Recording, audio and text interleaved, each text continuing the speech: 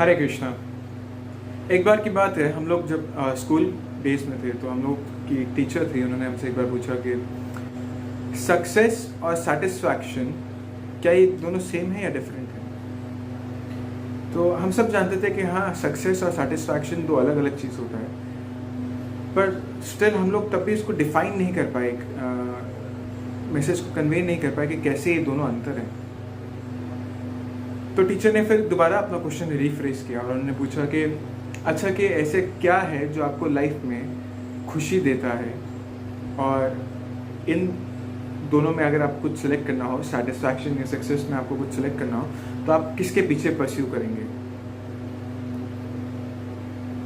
तो ऐसे क्वेश्चंस जो थे वो बहुत माइंड को हमारे रिडल कर गए थे कि एक्चुअली क्या डिफरेंस क्या है सक्सेस और सेटिस्फैक्शन में, है ना।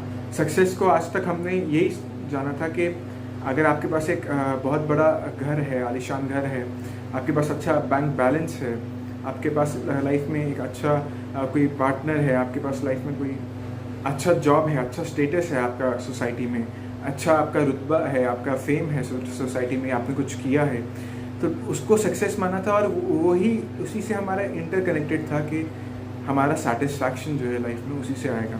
तो सक्सेस को एक बेटर अंडरस्टैंडिंग के लिए मैंने उन लोगों की तरफ देखा जो लोग ऑलरेडी सक्सेसफुल थे अपने लाइफ में, और उनका फीडबैक लिया कि हाँ, जहाँ मैं पहुँचना चाहता हूँ तो उन लोगों का क्या रियलाइजेशन है उस स्टेज पे आके।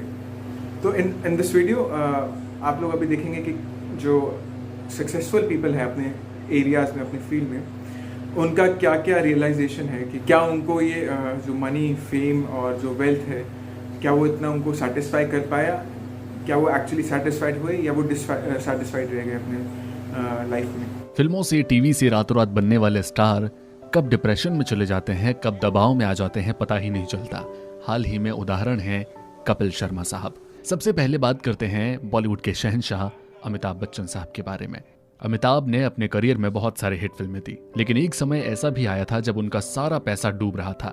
90 के दशक में अमिताभ बच्चन ने अपना एक बैनर खोला जिसकी सभी फिल्में फ्लॉप होने लगी और सारा पैसा डूबता चला गया, जिसकी वजह से अमिताभ बच्चन शारीरिक और मानसिक परेशानियों से जूझने लगे। बिग बी डिप्रेशन में चले गए थे। दीपिका पादुकोण, कुछ साल पहले दीपिका पादुकोण ने सबके सामने खुद के डिप्रेशन का खुलासा करके सबको चौंका दिया था।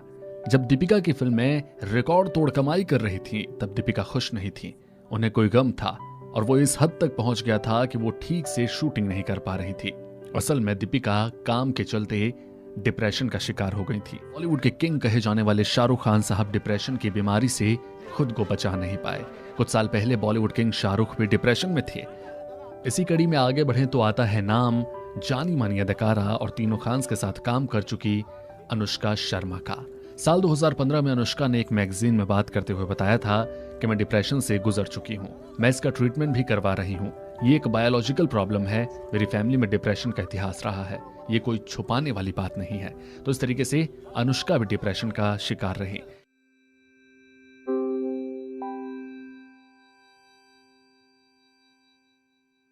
When How I Met Your Mother first went on the air, I ran into an actress that I knew, and she said, "Are you just like so happy all the time?" Why am I unhappy? Okay, Stephanie Gaga hybrid person. Why are you unhappy? Why is it that you want to quit music? And I remember thinking like, oh, that sitcom's coming.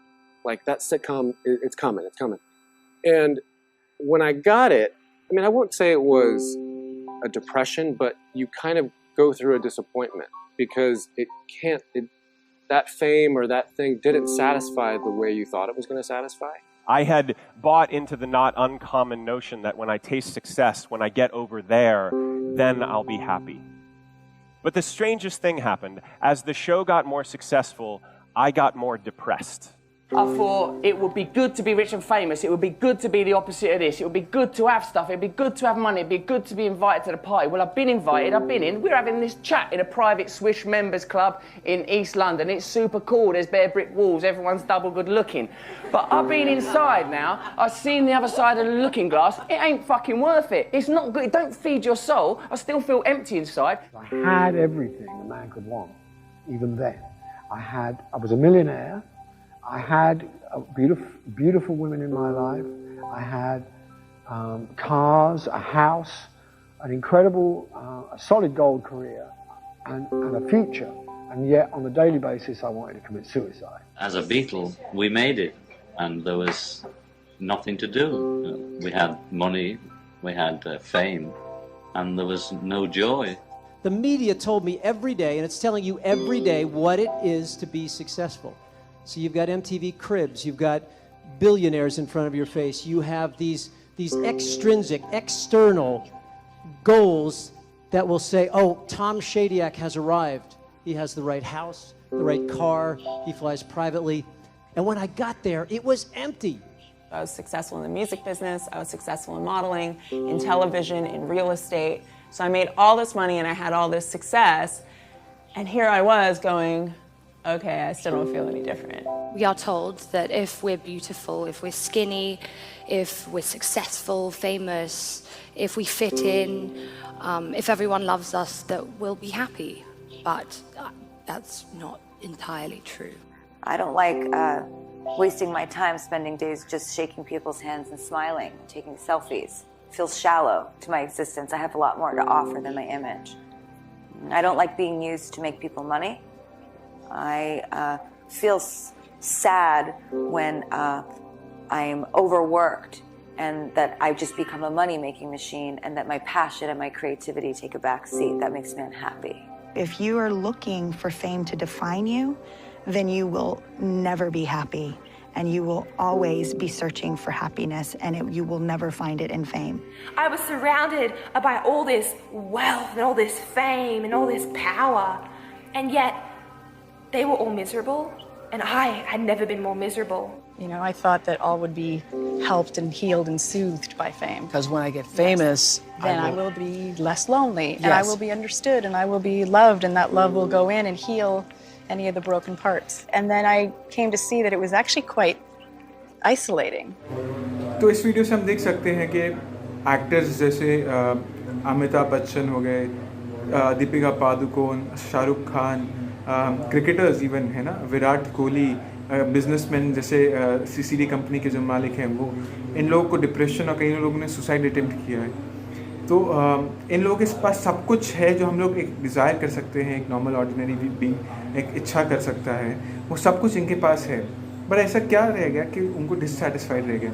और अब क्या कर सकते हैं ऐसा जो हमें satisfaction दे. जैसे आपने सुना होगा जॉश राटनर जो how I met your mother के लीड एक्टर थे, वो बता रहे हैं कि जैसे उनको CBC से शो मिला, उनको सेटिस्फैक्शन बढ़ने की जगह उनको जैसे जैसे शो हिट हो रहा था, ही इज़ बिकमिंग, जैसे जैसे वो फेमस हो रहे थे, he was becoming more upset, he was becoming more sad, he was becoming more depressed, है ना.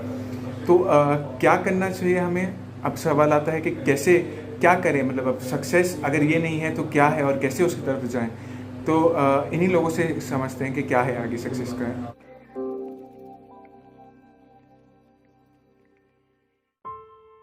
The most important journey I think all of us will go through is the journey in ourselves, to find our truth, to find who we are and what makes us happy. I saw that if I wanted to live with myself, I was going to have to work on myself.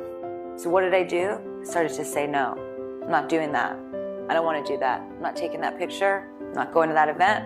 I'm not standing by that because that's not what I stand for. And slowly but surely I remembered who I am. And then you go home and you look in the mirror and you're like, yes, I can go to bed with you every night.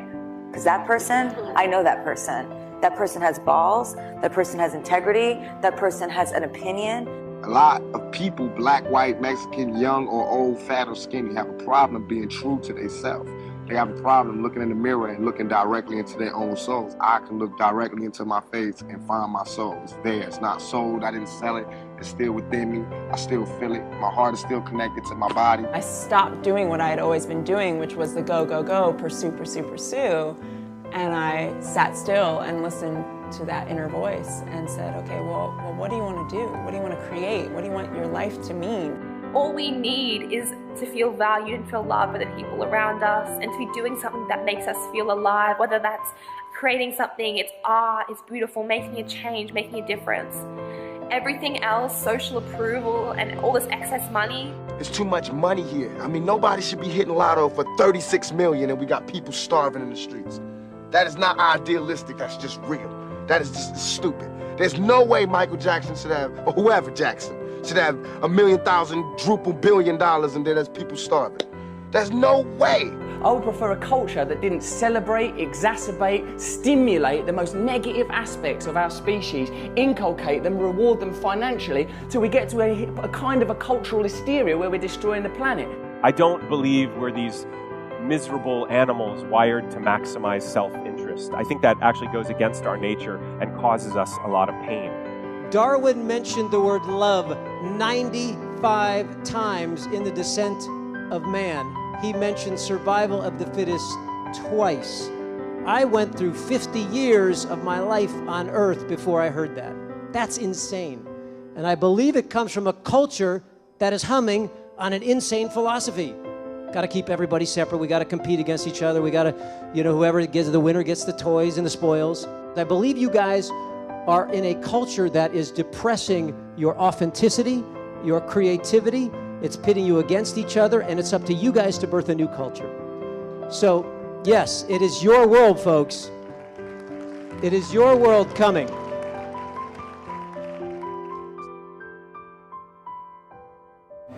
तो ये जो actors हैं जो बता रहे हैं कि point कर रहे हैं कि हमें अपने आप को खो देना नहीं चाहिए, है ना, अपने बिलीफ सिस्टम्स को हमें जानना चाहिए कि हम कौन हैं, हम कौन है, हमारा क्या पर्पस है, एंड उसके बाद हमारा जो बिलीफ सिस्टम है हमें उसके साथ रहना चाहिए, ना कि हम दूसरों को सेटिस्फाई करने के लिए ग्रीड मशीन बन के हम रह जाएं, है ना। तो और ऐसे में आपके साथ कुछ और एग्जांपल शेयर करना चाहूँगा, जैसे सिंधु ताई करके एक बहुत फेमस लेडी हैं जो ऑर्फनेज हाउस चलाती हैं और बहुत उनको अवार्ड्स मिले हैं रिगार्डिंग दिस नोबल एक्ट, जो एज़ कम्पेयर टू बाकी लोगों के हिसाब से इतनी पॉपुलर नहीं है, इतनी नोन नहीं है, इतना वेल्थ नहीं है, but still they are satisfied, है ना, जितना है उतने के साथ खुश हैं। और ऐसे हज़ारों लोग हैं जो आज भी कम खाते हैं, कम पैसा है उनके पास, बट दे आर सेटिस्फाइड, है ना। एक बार ट्विंकल खन्ना आर्टिकल लिखती हैं, तो वो एक बार आर्टिकल लिख रही है कि एक बार वो अपने कार से किसी जगह जा रही थी, तो ट्रैफिक लाइट पे थी, तो ट्रैफिक लाइट पे वो देखती हैं कि बच्चे जो हैं, गरीब बच्चे जो हैं, वो टायर को लेके चला रहे होते हैं एक स्टिक से, है ना, आपने देखा होगा कई बार गरीब बच्चे ऐसे खेलते हैं, है ना।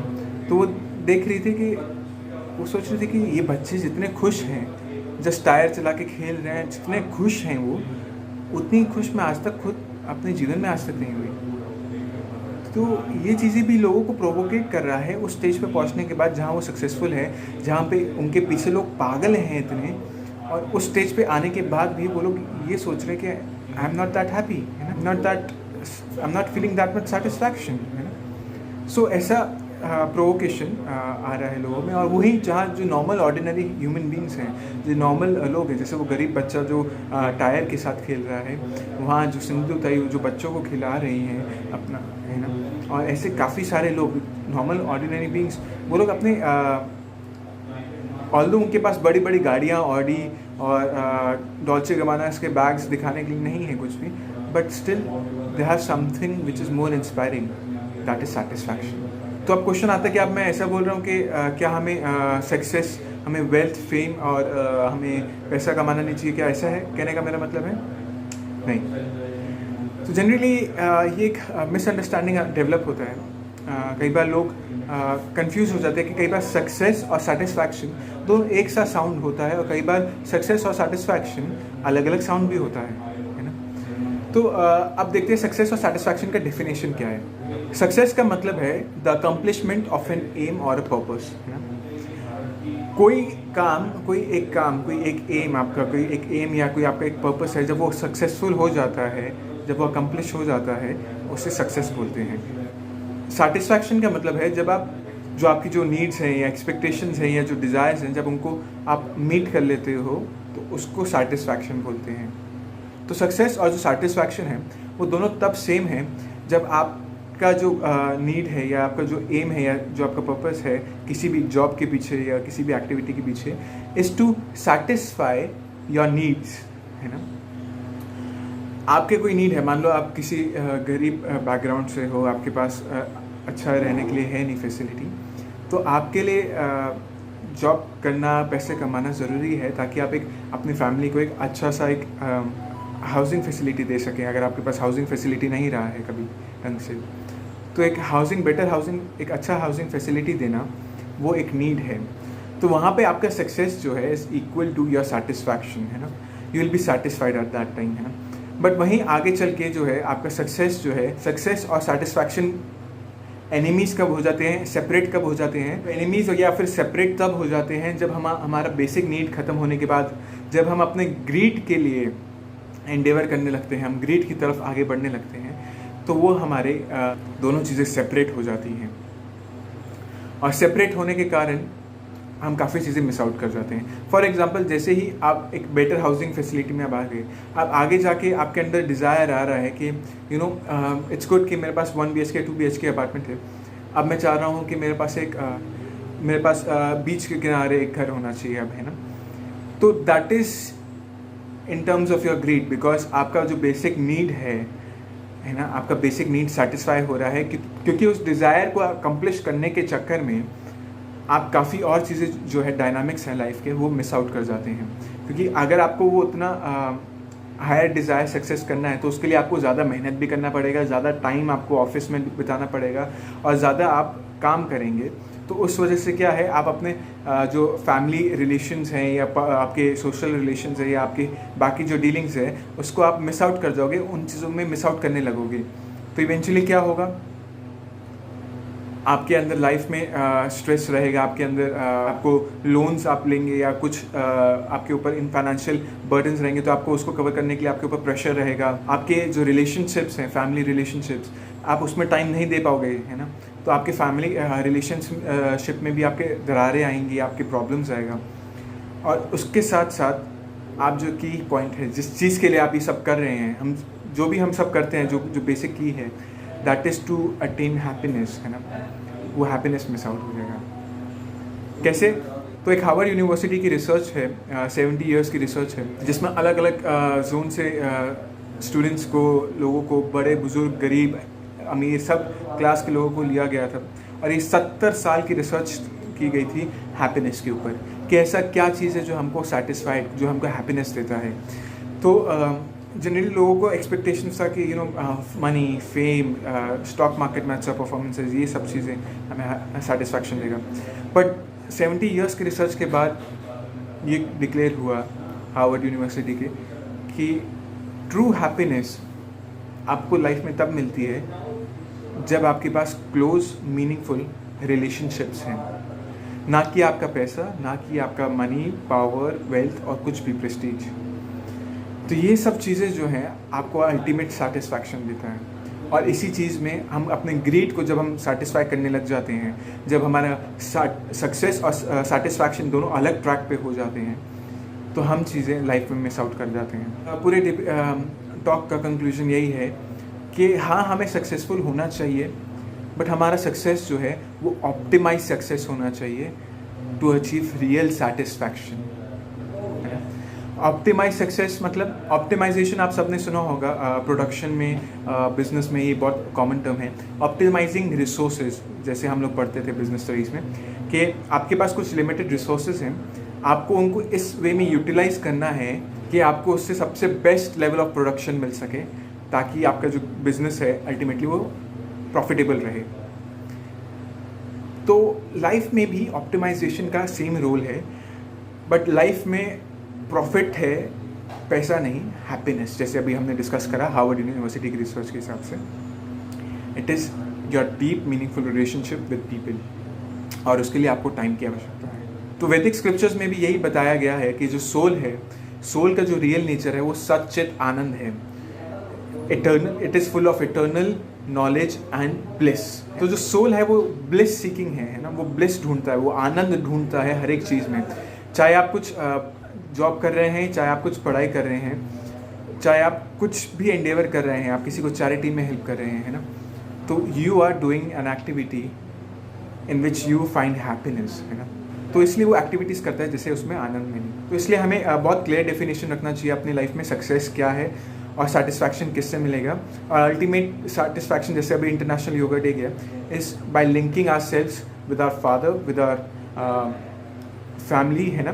तो हमारे उस फैमिली में एक हिस्सा है, एक भगवान का भी एक रोल है, जो कि बहुत हिडन वे में हमारे लिए ऐसे काम करते हैं जो हमारे लिए विजिबल नहीं है ऑब्वियस आइज़ के लिए, है ना। So which is obviously not visible but it is visible to those who can see, है ना। तो उसको देखने के लिए हमें डेवलप करना चाहिए, and we should also connect him and bring him into a part of our family, है ना, and develop our relationship with God as well, है ना। We should know who we are, और क्या है जानना चाहिए अपने बारे में as a soul, and we should reach out to the father as well. Hare Krishna, मेरा नाम दीपांशु बजाज है, मैं लाइफस्टाइल डेवलपर हूँ, स्टोरी टेलर और एजुकेटर हूँ इस्कॉन यूथ फोरम दिल्ली में। आशा करता हूँ आपको ये सक्सेस के ऊपर टॉक जो है अच्छा लगा होगा। आप हमारे वीडियो को लाइक और शेयर कर सकते हैं और कमेंट कर सकते हैं इसमें आपको क्या अच्छा लगे। और हमारा एक प्राइवेट फेसबुक ग्रुप है by the name mind body soul community, जहाँ ऐसी सेल्फ डेवलपमेंट टॉक्स के ऊपर हम लोग डिस्कशंस करते हैं, and you are welcome to join that group. Hare Krishna.